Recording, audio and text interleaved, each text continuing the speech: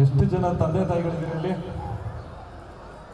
ಮಕ್ಕಳಾಗಿರೋರು, ಆಗದೆ ಇರೋರು ಪರವಾಗಿಲ್ಲ, ಮದುವೆ ಆಗಿರೋರು ಕೈ ಎತ್ತಿ ಹೋಗ್ಲಿ. ಅಣ್ಣ ಈ ಲೈಟ್ ಆಫ್ ಮಾಡೋಕ್ಕಾಗುತ್ತೆ, ಈ ಕಡೆ ನನ್ಗೆ ಯಾರು ಕಾಣಿಸ್ತಾ ಇಲ್ಲ. ಆ ಕಡೆ ಈ ಕಡೆ ಇಲ್ವಾ?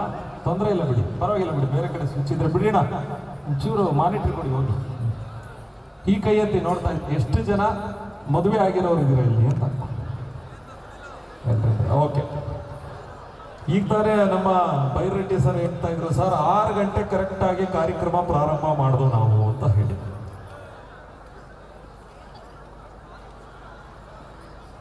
ನಾನು ಹೇಳಿದ್ದನ್ನೆಲ್ಲ ನೀವು ಕೇಳಬೇಕು ಅಂತನೂ ಇಲ್ಲ, ಸುಮ್ಮನೆ ಒಂದು ಸಣ್ಣ ರಿಕ್ವೆಸ್ಟ್ ಮಾಡ್ತೀನಿ.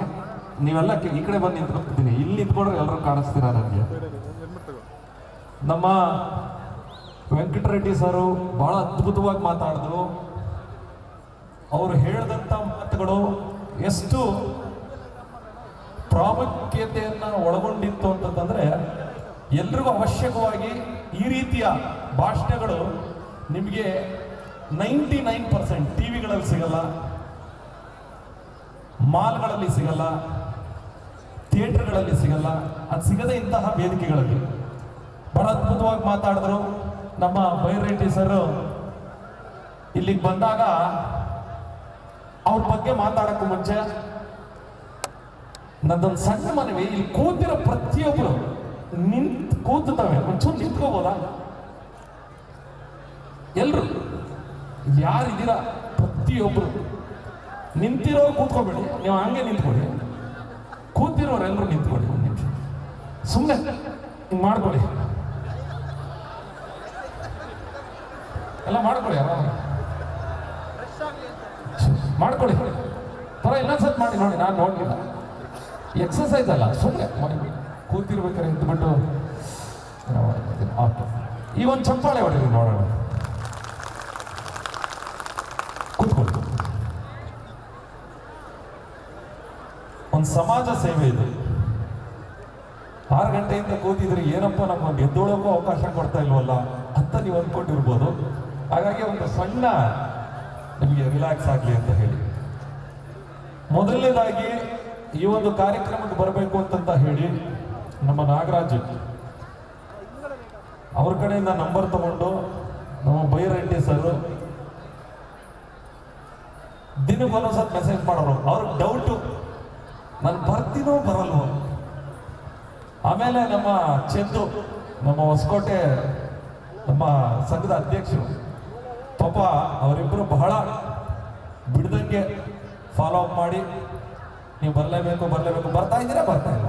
ಆ ಸಾಧು ಬಗ್ಗೆ ನೋಡ್ದು ಇದೆಯಲ್ಲ, ಬರ್ತಾ ಇದೆ ಬರ್ತಾ ಇದೆ ಬರ್ತಾ ಇದೆ, ಬರ್ತಾ ಇಲ್ಲ ಬರ್ತಾ ಇಲ್ಲ ಬರ್ತಾ ಇಲ್ಲ ಅನ್ನೋಂಗೆ ಬರ್ತಾ ಇದಾರ ಬರ್ತಾ ಇಲ್ವಾ ಅಂದ್ರೆ ಏನೋ ಒಂದು ಕಷ್ಟಪಟ್ಟು ನಮ್ಮ ಚೇತನ್ನು ನಮ್ಮ ಸಿದ್ದು ಜೊತೆಗೆ ಎಲ್ಲ ಸೇರಿ ಕರ್ಕೊಬಂದು ಇಲ್ಲಿ ಕೂರಿಸೋದು. ನಾನು ವೇದಿಕೆಗೆ ನಾನು ಒಳಗಡೆ ಬಂದೆ ಕಾರಲ್ಲಿ, ಬರ್ತಿದ್ದಂಗೆ ನನ್ನನ್ನು ಅವ್ರ ಆಫೀಸ್ ಚೇಂಬರ್ ಕರ್ಕೊಂಡವ್ರು ಬೈರೆಡ್ಡಿ ಸರ್. ಸುಮಾರು ಅಲ್ಲಿಂದ ಮಾತುಕತೆ ಪ್ರಾರಂಭ ಆಯಿತು. ನಮಸ್ಕಾರ ಸರ್, ಬನ್ನಿ ಸರ್, ವೆಲ್ಕಮ್ ಸರ್ ಅಂತ ಹೇಳಿ ಅಲ್ಲಿಂದ ಮಾತಾಡಿದ್ರು. ಒಳಗಡೆ ಮಾತಾಡ್ಕೊಂಡು ಇಲ್ಲಿ ಬಂದು ನೀವೆಲ್ಲರೂ ನೋಡ್ತಾ ಇದ್ರಿ. ಸುಮಾರು ಹೊತ್ತು ಇನ್ನೂ ಮಾತಾಡ್ತಾ ಇದ್ದವು. ಸುಮಾರು ಒಂದು ಎಲ್ಲ ಸೇರಿದ್ರೆ ಒಂದು 15 ನಿಮಿಷದ ಮಾತುಕತೆ ಇರ್ಬೋದು ನಮ್ದು ಅವ್ರದ್ದು.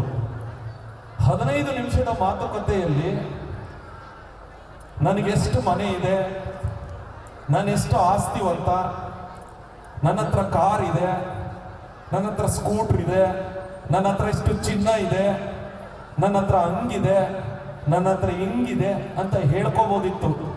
ಅವ್ರು ಅದು ಏನೂ ಹೇಳಲೇ ಇಲ್ಲ. ಅವ್ರು ಹೇಳ್ತಾ ಇದ್ದಿದ್ದು ಒಂದೇ, ಸರ್ ಈ ಸುತ್ತಮುತ್ತ ಸಾಕಷ್ಟು ಕಾಲೇಜುಗಳಿದೆ, ಎಲ್ಲ ಇದೆ, ಆದರೆ ನನ್ನ ಉದ್ದೇಶ ಒಂದೇ ಸರ್, ಈ ಕಾಲೇಜಿಗೆ ಬರ್ತಕ್ಕಂಥ ಪ್ರತಿಯೊಂದು ಮಗುವು ಈ ರಾಜ್ಯದಲ್ಲಿ ದೊಡ್ಡ ಹೆಸರನ್ನ ಮಾಡ್ತಕ್ಕಂಥ ಮಗುವನ್ನಾಗಿ ರೂಪಿಸ್ಬೇಕು ಅಂತಂದ್ರೆ ನನ್ನ ಕಾಳಜಿ ಸಾರ್ ಅಂತ ಹೇಳಿ ಬಹಳ ಹೆಮ್ಮೆಯಿಂದ ಹೇಳ್ತಾ ಇದ್ರು. ಅವರ ಆ ಇಡೀ ಮಾತುಕತೆಯಲ್ಲಿ ಅವ್ರು ಅನ್ಕೊಂಡಿದ್ರು ನಾನು ಕೇಳ್ತಾ ಇದ್ದೀನಿ ಅಂತ.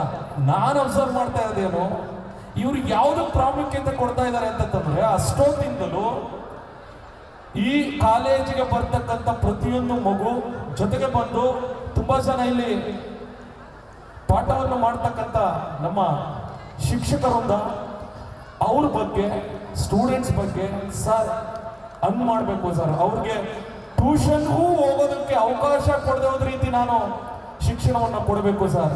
ಅದೊಂಥರ ಒಳ್ಳೇದೇ ಅಲ್ವಾ? ಟ್ಯೂಷನ್ ದುಡ್ಡು ಉಳಿತದಲ್ವಾ ಮಕ್ಕಳು, ನಮ್ಮ ತಂದೆ ತಾಯಿಗಳಿಗೆ. ಆ ಒಂದು ಕ್ವಾಲಿಟಿಯನ್ನು ಇಲ್ಲಿ ನೀವು ಕೊಟ್ಟಾಗ ಅಂತ ಹೇಳಿ ನೋಡಿ. ಯಾವ ಒಬ್ಬ ವ್ಯಕ್ತಿ ಸಂಸ್ಥೆಯನ್ನು ನಡೆಸ್ತಕ್ಕಂಥ ವ್ಯಕ್ತಿಗೆ ತನ್ನ ಸಂಸ್ಥೆಗೆ ಬರ್ತಕ್ಕಂಥ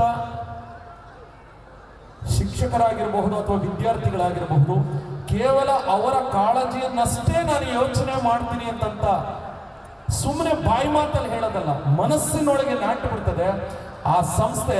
ನಾನು ಆ ಭಗವಂತನ ಈಗಲೂ ಹೇಳಿದೆ ನಾನು ಈ ಮಾತನ್ನ, ಮುಂದಿನ 5 ವರ್ಷ ಅಥವಾ 2 ವರ್ಷ ನಿಮ್ಮ ಸಂಸ್ಥೆ ಬಗ್ಗೆ ಇಡೀ ಕರ್ನಾಟಕ ಮಾತನಾಡುವಂತಾಗಲಿ ಅಂತ ಹೇಳಿ ನಾನು ಆ ದೇವರಲ್ಲಿ ಕೇಳ್ಕೊಳ್ತೀನಿ. ನಮ್ಮದು ನೋಡಿ, ನಾನೊಬ್ಬ ಕನ್ನಡ ಪರ ಹೋರಾಟಗಾರನಾಗಿ ಅಂದ್ರು ಆಗ್ಲೇ, ಯಾರು ನಮ್ಮ ಕಾವ್ಯ ಮೇಡಮ್ ಸರ್ ಬರ್ತಿದ್ದು, ಸುಜಾತಾ ಮೇಡಮ್ ಅವ್ರ ಮನೆಯವ್ರ ಬಗ್ಗೆ ಮಾತಾಡದೆ ಹೋದ್ರೆ ಇವತ್ತು ನೆಮ್ಮದಿಯಾಗಿ ಇರೋಕ್ಕಾಗಲ್ಲ ಬೈರೆಡ್ಡಿ ಸರ್ ಮನೇಲಿ. ನನಗೊತ್ತು ತುಂಬಾ ಚೆನ್ನಾಗಿ ಮಾತಾಡಿದ್ರು ನಮ್ಮ ಸುಜಾತಾ ಮೇಡಮ್. ನೋಡಿ, ಒಬ್ಬ ಹೆಣ್ಣು ಮಗಳು ಬಹಳ ಕಷ್ಟ, ನೀವೆಲ್ಲರೂ ಅಂದ್ಕೊಂಡಿರ್ಬೋದು ಸ್ಟೇಜ್ ಮೇಲೆ ಮಾತಾಡೋದು ಬಹಳ ಸುಲಭ ಸರ್, ಆರಾಮಾಗಿ ಮಾತಾಡ್ಬಿಡ್ಬೋದು ಅಂತ. ಅಷ್ಟು ಸುಲಭ ಅಲ್ಲ. ನೀವು ಒಂದು ಸಲ ಬಂದು ಮೈಕ್ ಹಿಡ್ಕೊಳ್ಳಿ, ನಿಮ್ಗೆ ಗೊತ್ತಾಗುತ್ತೆ. ಹಿಂಗಂತ ಇರ್ತೀರ ನೀವು, ಇಲ್ಲ ಏನು ಮಾತಾಡಬೇಕು ಅಂತ ಗೊತ್ತಾಗಲ್ಲ. ಅಷ್ಟು ಸುಲಭ ಅಲ್ಲ. ಹೆಣ್ಣು ಮಗಳು ನಿಂತ್ಕೊಂಡು ಅಲ್ಲಿ ಇಷ್ಟು ಜನರ ಮಧ್ಯೆ ಒಂದು ಆತ್ಮವಿಶ್ವಾಸದಿಂದ ಸಂಸ್ಥೆ ಬಗ್ಗೆ ಅವ್ರ ಬಗ್ಗೆ ಮಾತಾಡೋದಿದೆಯಲ್ಲ, ಅದು ಬಹಳ ಹೆಮ್ಮೆ ವಿಚಾರ. ಇವರಿಬ್ಬರು ಸೇರಿ ನಿಮ್ಮ ಸಂಸ್ಥೆಯ ತೇರನ್ನು ಹಿಡಿದು ಮುಂದೆ ಇಂಜಿನ್ ತರ ಹೋಗ್ತಾ ಇದ್ದಾರೆ. ನಿಮ್ಮನ್ನೆಲ್ಲರನ್ನು ಒಂದು ಒಳ್ಳೆ ಗುರಿಯೆಡೆಗೆ ತಗೊಂಡೋಗಿ ಸೇರಿಸಬೇಕು ಅಂತ ಹೇಳಿ ನಿಮ್ಮೆಲ್ಲರ ಚಪ್ಪಾಳೆಯೊಂದಿಗೆ ಅವರಿಗೆ ನಾನು ಶುಭಾಶಯ ಕೋರೋದಕ್ಕೆ ಇಷ್ಟಪಡ್ತೀನಿ ಸರ್. ಒಳ್ಳೇದಾಗಲಿ ಸರ್ ನಿಮಗೆ. ಜೊತೆಗೆ ಆಗ್ಲೇ ನಮ್ಮ ಕಾವ್ಯ ಅವರು, ಯಾರು ಕಾವ್ಯ ಅವರು? ಬನ್ನಿ ಕಾವ್ಯ. ಕಂಗ್ರಾಚುಲೇಷನ್ ಮೇಡಮ್, ನಿಮ್ಗೆ ಕಂಗ್ರಾಚುಲೇಷನ್. ಕಾವ್ಯ ಅಂತ ಒಂದು ಸೀರಿಯಲ್ ಬರ್ತಾಯಿತ್ತು ಮೇಡಮ್, ಮೊದಲು ಕಾವ್ಯ ಅಂತ ಒಂದು ಸೀರಿಯಲ್ ಬರ್ತಾಯಿತ್ತು. ನನ್ನ ಬಗ್ಗೆ ಬಹಳ ಚೆನ್ನಾಗಿ, ಪಾಪ ಕನ್ನಡ ಟೀಚರ್ ಅಂತ ಕೇಳ್ಪಟ್ಟೆ, ತುಂಬಾ ಚೆನ್ನಾಗಿ ನನ್ನ ಬಗ್ಗೆ ಬರೆದ್ರು ಅಂತಲ್ಲ, ಆದ್ರೆ ಅವರು ಬರೆದಿದ್ದಂಥ ಶಬ್ದಗಳೇ ಹೇಳ್ತಾ ಇದೆ ಅವರಲ್ಲೆಷ್ಟು ಕನ್ನಡದ ಬಗ್ಗೆ ಪಾಂಡಿತ್ಯ ಇದೆ ಅಂತ ಹೇಳಿ. ಹಾಗಾಗಿ ನನ್ನ ಕಡೆಯಿಂದ ನಿಮಗೆ ಧನ್ಯವಾದ. ನಿಮ್ಮ ಜೊತೆಗೆ ಈ ಕಾರ್ಯಕ್ರಮ ನೀವು ತಾನೇ ನಿರೂಪಣೆ ಮಾಡ್ತಾ ಇರೋದು. ಮಾನವಿ ಮತ್ತೆ ಇನ್ನೊಂದು ಯಾರೋ ಅಶ್ಮಿತಾ ಮಾನವಿ ಎಲ್ಲಿದ್ದಾರೆ? ಇಬ್ರು ಬನ್ನಿ ಮೇಲೆ.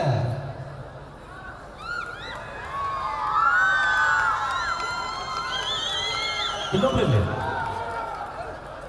ಅಶ್ಮಿತಾ ಬನ್ನಿ. ಸೀರಿಯಲ್ ನೋಡ್ತಾ ಇದ್ರಾ? ಬನ್ನಿ. ಸೊ ಇವ್ರಿಗೆ ತುಂಬಾ ಚೆನ್ನಾಗಿ ನಿರೂಪಣೆ ಮಾಡ್ತಾ ಇದ್ದಾರೆ. ಇಂಗ್ಲೀಷಲ್ಲಿ ಮಾಡ್ತಾ ಇದ್ದಾರೋ ಕನ್ನಡದಲ್ಲಿ ಮಾಡ್ತಾ ಇದ್ದಾರೋ ಅದು ಬೇರೆ ವಿಷಯ. ಬಟ್ ಅಲ್ಲಿ ನಿಂತ್ಕೊಂಡು ಬಹಳ ಅಚ್ಚುಕಟ್ಟಾಗಿ ಕಾರ್ಯಕ್ರಮನ ಹಿಡಿದಿಟ್ಕೊಂಡು ನಿಮ್ಮೆಲ್ಲರನ್ನು ಮಾಡ್ತಾ ಇದ್ದಾರೆ. ಅವ್ರಿಗೊಂದು ಚಪ್ಪಾಳೆ ಕೊಡಿ. ಥ್ಯಾಂಕ್ ಯು ಕಾವ್ಯ ಮೇಡಮ್, ವಿಶೇಷವಾಗಿ ನಿಮಗೂ ಧನ್ಯವಾದ. ಹ್ಯಾಂಡ್ ಕೊಡ್ಬೇಕಾ? Thank you. 3 ಜನಕ್ಕೂ ಒಳ್ಳೆಯದಾಗಿ ಒಂದು ಹಾಡು ಆಡಬೇಕು ಅಂತ ಅಂದ್ಕೊಂಡಿದ್ದೀನಿ. ಹಾಡೋದು ಬೇಡ ಅಂತಂತಂದ್ರೆ ಬೇಡ, ಹಾಡಿ ಅಂದ್ರೆ ಹಾಡ್ತೀನಿ. ಓಕೆ ಅಣ್ಣ, ಒಂಚೂರು ಮಾನಿಟರ್ ಕೊಡೋಣ. ಸೌಂಡ್ ಅವ್ರು ಎಲ್ಲಿದ್ದಾರೆ? ಒಂಚೂರು ಅವ್ರಿಗೆ ಲೈಟ್ ಹಾಕಿ ಸರ್, ಯಾರು?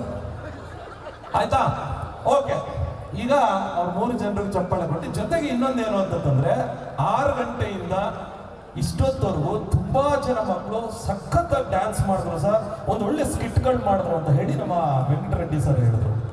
ಪಾಪ ಅವರು ಎಷ್ಟು ತಯಾರಿಗಳನ್ನ ಮಾಡ್ಕೊಂಡಿರ್ತಾರೆ ನಿಮಗೆ ಗೊತ್ತಿರಲ್ಲ. ಒಂದು ವಾರ 10 ದಿನ 15 ದಿನದ ಮುಂಚೆಯಿಂದಲೇ ಮೊಬೈಲ್ ವಿಡಿಯೋ ಆ ಹಾಡುಗಳನ್ನ ನೋಡಿ ಅದಕ್ಕೆ ತಕ್ಕಂಥ ಕಾಸ್ಟ್ಯೂಮ್ ಎಲ್ಲ ನೋಡ್ಕೊಂಡು ಇವತ್ತು ಎಷ್ಟೋ ಜನ ತಂದೆ ತಾಯಿಗಳು ಬಂದು ಕೂತಿರೋದು ಇಲ್ಲಿ. ನನ್ನ ಮಗನ ಡ್ಯಾನ್ಸ್ ಯಾವಾಗ ಬರುತ್ತೆ ಅವಾಗ ಮೊಬೈಲ್ ಎತ್ತು ಶೂಟ್ ಮಾಡ್ಕೊಳ್ಳೋಣ ಅನ್ಕೊಂಡು. ಅದು ನನಗೆ ಗೊತ್ತು ನನ್ನ ಮಗ ಎಲ್ಲಿ 10 ಜನ ಡ್ಯಾನ್ಸ್ ಮಾಡ್ತಾ ಇದ್ದಾರೆ, ನನ್ನ ಮಗ ಹೆಂಗೆ ಮಾಡ್ತಾ ಇದ್ದಾರೆ ಅಂತ ನೋಡೋದು. ಹಾಗಾಗಿ ಮಕ್ಕಳು ತುಂಬಾ ಚೆನ್ನಾಗಿ ಡ್ಯಾನ್ಸ್ ಮಾಡಿದ್ರು. ಈಗ ಇನ್ನೂ ತುಂಬಾ ಜನ ಪಾಪ ಒಳ್ಳೊಳ್ಳೆ ಡ್ರೆಸ್ ಹಾಕೊಂಡೆಲ್ಲ ರೆಡಿ ಆಗಿದ್ದಾರೆ. ಆ ಎಲ್ಲ ಮಕ್ಕಳಿಗೂ ಒಂದು ಜೋರಾದ ಚಪ್ಪಾಳೆ ಕೊಡಿ ಪಾಪ, ಒಳ್ಳೆ. ಆಮೇಲೆ ನಾನು ಯಾವಾಗಲೂ ಒಂದು ಮಾತು ಹೇಳ್ತೀನಿ, ಭಾರತ ಅಂತಕ್ಕಂಥದ್ದು ಏನಿದೆಯಲ್ಲ ಇದು ಹಲವು ರಾಜ್ಯಗಳ ಒಂದು ಒಕ್ಕೂಟ. ಕಾನ್ಸ್ಟಿಟ್ಯೂಷನ್, ಬೈಬಲ್ ಇರಬಹುದು, ಕುರಾನ್ ಇರಬಹುದು, ಅಥವಾ ಭಗವದ್ಗೀತೆ ಇರಬಹುದು, ಎಲ್ಲ ಅವರವರ ಒಂದು ಧರ್ಮದ ಗ್ರಂಥಗಳು. ಬಟ್ ಭಾರತ ಅಂತ ಬಂದಾಗ ನಮ್ಮೆಲ್ಲರಿಗೂ ಅತಿ ಪ್ರಾಮುಖ್ಯತೆಯನ್ನು ಹೊಂದಿರತಕ್ಕಂಥದ್ದು, ಭವ್ಯವಾದಂಥದ್ದು, ನಾವು ತುಂಬಾ ಬೆಲೆ ಕೊಡಬೇಕಾದಂಥ ಒಂದು ಗ್ರಂಥ ಯಾವುದಪ್ಪ ಅಂದ್ರೆ ಅದು ಸಂವಿಧಾನ, ಕಾನ್ಸ್ಟಿಟ್ಯೂಷನ್. ಅದರ ಅಡಿಯಲ್ಲಿ ನಾವೆಲ್ಲ ಬದುಕ್ತಾ ಇದ್ದೀವಿ. ಇದರಲ್ಲಿ ಹಿಂದೂಗಳು ಇರಬಹುದು, ಮುಸಲ್ಮಾನರು ಇರಬಹುದು, ಕ್ರಿಶ್ಚಿಯನ್ಸ್ ಇರಬಹುದು, ಯಾರೇ ಇರಬಹುದು. ನಮ್ಮ ಆಚರಣೆಗಳು ನಮ್ಮ ಮನೆಯಲ್ಲಿ, ನಾವು ಹೊರಗಡೆ ಬಂದಾಗ ಯಾವತ್ತು ಯಾವುದೇ ಭೇದ ಭಾವ ಯಾವುದನ್ನೂ ಮಾಡಬಾರ್ದು ಅಂತ ಹೇಳಿ ಕಾನ್ಸ್ಟಿಟ್ಯೂಷನ್ ಹೇಳುತ್ತೆ. ಹಾಗಾಗಿ ನಾನೆಲ್ರಿಗೂ ಕೇಳ್ಕೊಳ್ಳೋದಿಷ್ಟೇ, ಇವತ್ತು ತುಂಬಾ ಹಲವಾರು ಕಡೆ ಸಮಾಜದ ಒಂದಷ್ಟು ಶಕ್ತಿಗಳು ನಮ್ಮ ಒಂದು ಬಾಂಧವ್ಯವನ್ನ, ನಮ್ಮ ಭಾವೈಕ್ಯತೆಯನ್ನ, ನಮ್ಮ ಬಂಧುತ್ವವನ್ನ ಹೊಡೆದಾಡಬೇಕು ಅಂತ ಹೇಳಿ ಬಹಳ ಪ್ರಯತ್ನ ಪಡ್ತಾರೆ. ಅಂತವ್ರಿಗೆಲ್ಲ ಉತ್ತರವನ್ನ ನಾವು ಕೊಡೋಣ. ಯಾವ ರೀತಿ ಅಂತಂದ್ರೆ, ನಾವೆಲ್ಲ ಒಂದೇ ಎನ್ನುವ ಒಂದು ಸಂದೇಶವನ್ನು ಕೊಡೋದ್ರ ಮುಖಾಂತರ ನಮ್ಮ ತಲೆಯಲ್ಲಿ ಎರಡು ಮಾತ್ರ ಇರಬೇಕು: ನಾವು ಹೆಮ್ಮೆಯ ಕನ್ನಡಿಗರು, ಬಿಟ್ರೆ ನಾವು ಹೆಮ್ಮೆಯ ಭಾರತೀಯರು. ಇದಿಷ್ಟೇ ನಮ್ಮ ಸಿದ್ಧಾಂತವಾಗಿರ್ಬೇಕು. ಇದನ್ನೂ ಸಹ ದಯಮಾಡಿ ನಿಮ್ಮ ಮಕ್ಕಳಲ್ಲೂ ನೀವು ಹೇಳ್ಕೊಡಿ. ಒಂದು ಮಾತು ಹೇಳ್ತೀನಿ ಕೇಳಿ. ಗಂಡ ಹೆಂಡತಿ ಇಬ್ರು ಈ ಮೈಸೂರಲ್ಲಿ ದಸರಾ ನಡಿಬೇಕಾದ್ರೆ, ಇದು ಕೆಲವು ಕಡೆ ಹೇಳಿದ್ದೆ, ಇದು ಈ ಸಂದರ್ಭದಲ್ಲಿ ಆಗಬಹುದೇನೋ ಅಂತ ಹೇಳ್ತಾ ಇದ್ದೀನಿ. ಗಂಡ ಹೆಂಡತಿ ಇಬ್ರು ಏನ್ ಮಾಡ್ತಾ ಇರ್ತಾರೆ ಅಂತಂದ್ರೆ, ಎಕ್ಸಿಬಿಷನ್ ನಡೀತಾ ಇರ್ತದೆ, ವಸ್ತು ಪ್ರದರ್ಶನ ಅಂತ ನಡೀತದೆ ದಸರಾದ ಪಕ್ಕದಲ್ಲಿ. ವಸ್ತು ಪ್ರದರ್ಶನ ನಡಿಬೇಕಾದ್ರೆ ಗಂಡ ಹೆಂಡತಿ ಇಬ್ರು ಏನ್ ಮಾಡ್ತಾ ಇರ್ತಾರೆ ಅಂತಂದ್ರೆ, ಒಂದು ಮಗುನ ತನ್ನ ಮಗುನ ಕರ್ಕೊಂಡು ರಸ್ತೆಯಲ್ಲಿ ನಡ್ಕೊಂಡು ಹೋಗ್ತಾ ಇರ್ತಾರೆ. ಹೋಗಬೇಕಾದ್ರೆ ಆ ರಸ್ತೆಯ ಒಂದು ಬದಿಯಲ್ಲಿ ಯಾರೋ ಒಬ್ಬ ವ್ಯಕ್ತಿ ಬೆಲೂನ್, ಗೊತ್ತಲ್ಲ ನಿಮ್ಗೆ ಬೆಲೂನ್, ನಮ್ ಕಡೆ ಮೊಟ್ಟೆ ಅಂತಾರೆ ಸರ್, ಬೆಲೂನ್ ಅನ್ನ ಮಾರ್ತಾ ಇರ್ತಾನೆ ಅಲ್ಲಿ. ಈ ಗಂಡ ಹೆಂಡತಿ ಇಬ್ರು ತನ್ನ ಮಗುನ ಕರ್ಕೊಂಡು ಹೋಗ್ಬೇಕಾದ್ರೆ ಏನಾಗುತ್ತೆ ಅಂತಂದ್ರೆ, ಆ ಮಗು ಆ ಬೆಲೂನ್ ನೋಡ್ಬಿಟ್ಟು ಅಳಕ್ ಸ್ಟಾರ್ಟ್ ಮಾಡುತ್ತೆ. ಅಪ್ಪ ನನಗೆ ಬೆಲೂನ್ ಬೇಕು, ಬೆಲೂನ್ ಕೊಡ್ಸು, ನಾನ್ ಮಾತ್ರ ಇಲ್ಲಿಂದ ಹೋಗಲ್ಲ ಅಂತ ಹೇಳಿ. ಇವ್ರ ಅಪ್ಪ ಅಮ್ಮ ಏನ್ ಮಾಡ್ತಾರೆ, ಅಯ್ಯೋ ಅವೆಲ್ಲ ಬೇಡಪ್ಪ, ತುಂಬಾ ಜಾಸ್ತಿ ದುಡ್ಡು ಇರುತ್ತೆ, ಬೇಡ ಇಲ್ಲ ನನಗೆ ಬೇಕು ಅಂತ ಹೇಳಿ ನೆಲದಲ್ಲೆಲ್ಲ ಬಿದ್ದು ಒದ್ದಾಡಕ್ ಸ್ಟಾರ್ಟ್ ಮಾಡುತ್ತೆ. ಆ ಅಪ್ಪ ಏನ್ ಮಾಡ್ತಾರೆ, ಹೆಂಡತಿದವ್ರು ಏನ್ ಮಾಡ್ತಾರೆ, ಕೇಳ್ರಿ ಒಂದು ಬೆಲೂನ್ ತಾನೇ ಕೊಡಿಸ್ಬಿಡೋಣ ಅಂತ ಹೇಳಿದಾಗ ಅಪ್ಪ ಹೋಗ್ಬಿಟ್ಟು ಒಂದು ಕೇಳ್ತಾನೆ, ಅಪ್ಪ ಒಂದು ನನ್ನ ಮಗು ಬಹಳ ಅಳ್ತಾನೆ, ಒಂದು ಬೆಲೂನ್ ಬೇಕು, ಎಷ್ಟು ಅಂತ ಕೇಳ್ತಾನೆ. ಅದಕ್ಕೆ ಅವನಂತಾನೆ, ಸರ್ 20 ರೂಪಾಯಿ ಸರ್ ಒಂದು ಬೆಲೂನ್. ಅಯ್ಯೋ 20 ರೂಪಾಯಿ ತುಂಬಾ ಜಾಸ್ತಿ ಆಯ್ತು. ಬಂದ್ಬಿಟ್ಟು ಹೇಳ್ತಾನೆ, ಇಲ್ಲ ಮಗನೇ 20 ರೂಪಾಯಿ ಹೇಳ್ತಾವನೆ ಅವನು, ಬೇಡ ಬೆಲೂನ್ ಬಾ ಹೋಗೋಣ ನಾವು ಅಂತ. ಕೇಳಲ್ಲ ಮಗು, ಫುಲ್ಲು ರಂಡಿ ಧೂಳೆಲ್ಲ ಮೈ ಮೇಲೆ ಎರ್ಚ್ಕೊಂಡು, ಅದು ಇಲ್ಲ ನನಗೆ ಬೇಕೇ ಬೇಕು ಅಪ್ಪ, ನನಗೆ ಆ ಬೆಲೂನ್ ಬೇಕು ಕಿರ್ಚಾಡಿ ಕೂಗಾಡಿ ಏನ್ ಮಾಡಿದ್ರು ಬೇಡ ಅಂದ್ರೂ ಕೇಳ್ತಾ ಇಲ್ಲ. ಸರಿ ಇನ್ನೇನ್ ಮಾಡೋದು ಅಂತ ಹೇಳಿ ಹೋಗ್ಬಿಟ್ಟು ಬೆಲೂನ್ ಮಾರ ಹತ್ರ ಆ ಅಪ್ಪ ಕೇಳ್ತಾನೆ, ನನ್ನ ಮಗ ಸಿಕ್ಕಾಬಿಟ್ಟೆ ಹೇಳ್ತಾವನೆ, 20 ರೂಪಾಯಿ ಜಾಸ್ತಿ ಆಯ್ತು, ಒಂದು 5 ರೂಪಾಯಿ ಮಾಡ್ಕೊ. ಸರಿ 5 ರೂಪಾಯಿನ ಸರ್, ತಗೊಳ್ಳಿ ಸರ್, ಆಯ್ತು. ಆ ಬೆಲೂನ್ ಅನ್ನ 5 ರೂಪಾಯಿಗೆ ಆ ಅಪ್ಪ, ಸರ್ ಬೆಲೂನ್ ಮಾರೋನು ಅಪ್ಪನ ಕೈಗೆ ಬೆಲೂನ್ ಕೊಡ್ತಾನೆ, 5 ರೂಪಾಯಿ ಇಸ್ಕೊಂಡು. ಈ ಅಪ್ಪ ತಗೊಂಡೋಗಿ ಬೆಲೂನ್ ತನ್ನ ಮಗನ ಬಿದ್ದು ಒದ್ದಾಡ್ತಾ ಇದ್ದಂತ ಮಗನ ಕೈ ಕೊಟ್ಟಾಗ, ಆ ಮಗು ಆ ಬೆಲೂನ್ ತನ್ನ ಕೈಗೆ ಬರ್ತಾ ಇದ್ದಂಗೆ ಆ ಖುಷಿ, ಆ ನಗು, ಆ ಮುಖದಲ್ಲಿ ಮೂಡಿದಂತ ಮಂದಹಾಸ, ಅದಕ್ಕೆ ಇಡೀ ಪ್ರಪಂಚವನ್ನೇ ಗೆದ್ದಷ್ಟೇ ಖುಷಿಯಿಂದ